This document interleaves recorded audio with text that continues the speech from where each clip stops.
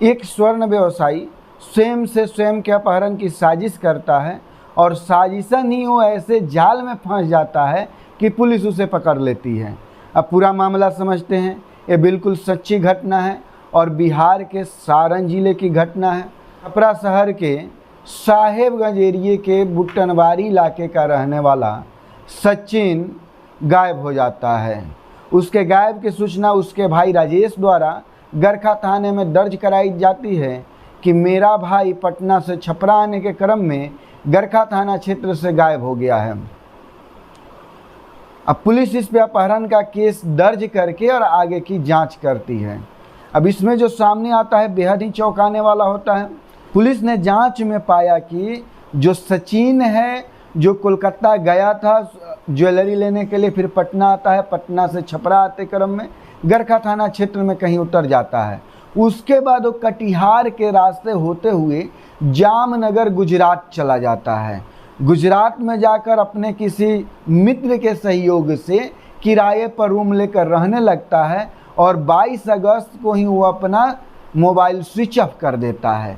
जैसे ही उसका mobile switch off होता है, उसके परिजन और जो पुलिस होते हैं सभी लोगों में एक तरह से अलग ही माहौल क्रिएट हो जाता है कि आखिर क्या कारण है कि जो अपहरण करने वाले हैं उन्होंने इसका मोबाइल स्विच ऑफ करवा दिया।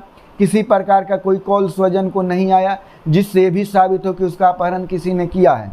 अब पुलिस सभी बिंदुओं पर जांच कर रही थी और जो सचिन है वो बार बार अपना लोकेशन डाइवर्ट कर रहा था। अब इसकी जानकारी पुलिस को कैसे मिली?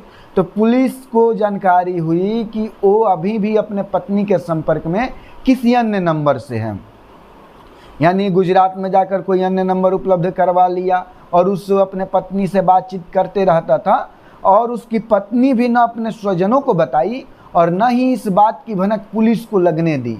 अब पुलिस भी परेशान और जो सचिन है वो बार बार अपना लोकेशन डाइवर्ट करते रहा। कुछ दिनों से वो अपने स्थिर लोकेशन पे जैसे आया, पुलिस की टीम पहुंची और उसको बरामद करके सकुशल वापस लेकर आ गई।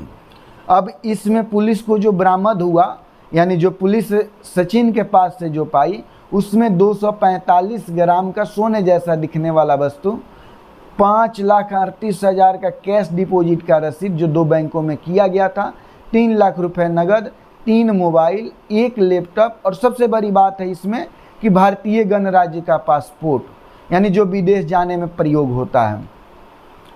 अब इसमें क्या क्या संभावना हो सकती है? तो संभव ये भी है कि वो कहीं दूसरे जगह जाना चाहता हो, संभव ये भी है कि वो अन्य पैसा के फिराक में यहाँ पे रुका हो और चाहता हो कि और ज़्यादा पैसा हो जाए तो कहीं जाके सेटल हो जाए। संभावना ये भी है कि वो किसी अन्य के संपर्क में विदेश जाने की तैयारी कर रहा हो, जिसका वो इंतज़ार कर रहा हो।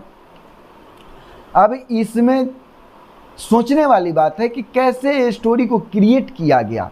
एक व्यवसायी ऐसा स्टोरी क्रिएट करके आखिर समाज को क्या दिखाना चाहता था और क्या बताना चाहता था, ये सोचने वाली बात है। और किससे सब बातों को छुपा रहा था और क्यों छुपा कर वो बिहार से गुजरात चला गया, ये बिल्कुल सोचने वाली बात है।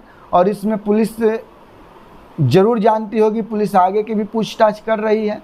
अब सबसे बड़ी बात इसमें निकल कर ही आता है कि बिल्कुल एक क्राइम स्टोरी जैसा, बिल्कुल क्राइम पेट्रोल में जैसे स्टोरियाँ दिखाई जाती है, बिल्कुल वैसा ही एक तरह से साजिश करके प्लानिंग के तहत ये चला जाता है भाई साहब गरखा थाना क्षेत्र से गुजरात के जामनगर में।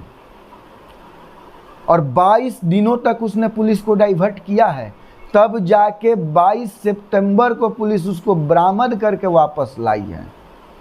समझ रहे हैं ना 22 का खेल। 21 अगस्त को गायब होता है, 22 अगस्त को जो उसका फ़ोन है वो स्विच ऑफ हो जाता है।